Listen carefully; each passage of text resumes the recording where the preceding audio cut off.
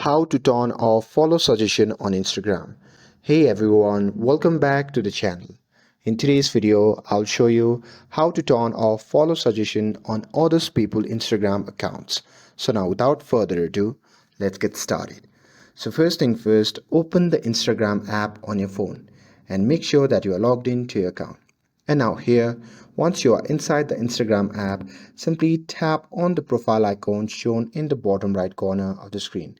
And now here, once you are in the profile section, simply tap on the three dash icon shown in the top right corner of the screen. And once you tap on that, you'll be prompted to the menu section. From here, you simply have to scroll down and tap on notifications. And now here, once you are in the notifications, simply tap on the option labeled following and followers.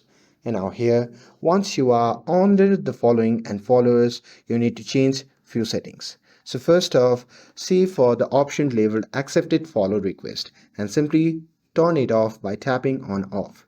And with that, let's move towards the another step. So here, right under that option, you can see the option labeled account suggestion.